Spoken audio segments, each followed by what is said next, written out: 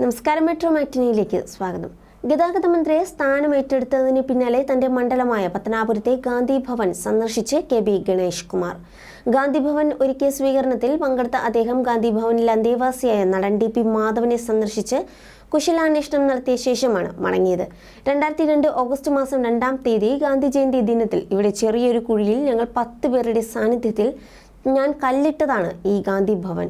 ഇവിടെ യൂസഫ് അലിയുടെ വക 20 കോടിയുടെ കെട്ടിടം കൂടി വരുന്നു എന്ന് പറയുമ്പോൾ ഏറ്റവും കൂടുതൽ സന്തോഷിക്കുന്നത് നിങ്ങളല്ല, ഞാനാണ്. കാരണം ഇതെല്ലാം തുടങ്ങി വെച്ച ആളെന്ന നിലയിൽ വലിയ സന്തോഷമുണ്ട്. ഗാന്ധി ഭവന്റെ ബ്രാൻഡ് അംബാസിഡറാണ് താനെന്ന് പറയുന്നതിൽ അഭിമാനമുണ്ടെന്നും മന്ത്രി ഗണേഷ് കുമാർ പറഞ്ഞു. എനിക്കൊരു വരവേൽപ്പ് നൽകിയതല്ല, ഞാൻ എന്നും ഉള്ളയാളാണ്. ഇന്ന് എനിക്കൊരു സ്ഥാനം കിട്ടിയതുകൊണ്ട് ഒരു സന്തോഷം പങ്കുവച്ചു എന്നതിനപ്പുറം ഒന്നുമില്ല. ഞാൻ എപ്പോഴും നിങ്ങളുടെ കൂടെ തന്നെയുണ്ട്, പത്തനാപുരത്തുകാരുടെ കൂടെയുണ്ട്. എൻ്റെ ജീവിതത്തിൽ ഒരുപാട് പ്രതിസന്ധികൾ ഉണ്ടായിട്ടുണ്ട്. ആ സമയത്തെല്ലാം എനിക്ക് വേണ്ടി പ്രാർത്ഥിച്ചതും കൂടെ നിർത്തിയതും എന്നെ കൈപ്പിടിച്ചുയർത്തിയതും പത്തനാപുരംകാരാണ് എന്നും ഗണേഷ് കുമാർ പറഞ്ഞു. അന്തേവാസിയായ നടൻ ടി.പി. മാധവനെ കണ്ട ഗണേഷ് കുമാർ ചേർത്ത് പിടിച്ച് ഏറെ നേരം സംസാരിച്ചു.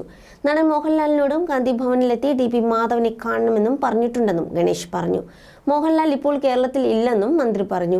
2 ദിവസത്തിനുള്ളിൽ വീണ്ടും വന്ന് കാണാം എന്ന ഉറപ്പും ടി.പി. മാധവന് നൽകിയ ശേഷമാണ് മന്ത്രി മടങ്ങിയത്. ചെറുതും വലുതുമായ വേഷങ്ങളിലൂടെ ഒരു കാലത്ത് മലയാള സിനിമയിൽ നിറഞ്ഞു നിന്ന നടനായിരുന്നു ടി.പി. മാധവൻ. 600-ലധികം സിനിമകളിൽ അഭിനയിച്ച മാധവൻ സിനിമകൾക്കൊപ്പം ടെലി സീരിയലുകളിലും സജീവ സാന്നിധ്യമായിരുന്നു. 2015-ൽ ഹരിദ്വാർ യാത്രക്കിടയിലുണ്ടായ പക്ഷാഘാതത്തെ തുടർന്ന് ചികിത്സയ്ക്ക് ശേഷം നിലവിൽ പത്തനാപുരം ഗാന്ധി ഭവനിൽ വിശ്രമ ജീവിതത്തിലാണ് അദ്ദേഹം. ഉറ്റവരും ഉടയവരും ഉപേക്ഷിച്ച മാധവൻ ഇപ്പോൾ ഓർമ്മ പോലും നശിച്ച അവസ്ഥയിലാണ്. പ്രശസ്ത അധ്യാപകൻ പ്രൊഫസർ N.P. പിള്ളയുടെ മകനാണ് ടി.പി. മാധവൻ. നടൻ മധുവാണ് മാധവന് സിനിമയിൽ അവസരം നൽകുന്നത്. ബോളിവുഡിലെ പ്രശസ്ത സംവിധായകൻ രാജകൃഷ്ണ മേനോൻ മകനാണ്. തൻ്റെ ഇതുവരെയുള്ള ജീവിതത്തിൽ താൻ അച്ഛനെ കണ്ടിട്ടുള്ളത് 2 തവണ മാത്രമാണെന്ന് അദ്ദേഹം പറഞ്ഞിട്ടുണ്ട്. സിനിമയാണ് തൻ്റെ ലക്ഷ്യമെന്നറിഞ്ഞ അമ്മ അന്നത്തെ തങ്ങളുടെ ജീവിതാവസ്ഥ മോശമായിട്ട് പോലും തൻ്റെ ആഗ്രഹത്തെ എതിർത്തില്ലെന്നും പകരം അമ്മയുടെ വാക്കുകൾ നൽകിയ കരുത്തും ഊർജവുമാണ് തന്നെ ഇന്നത്തെ താനാക്കിയതെന്നും ഒരു അഭിമുഖത്തിൽ വ്യക്തമാക്കിയിരുന്നു.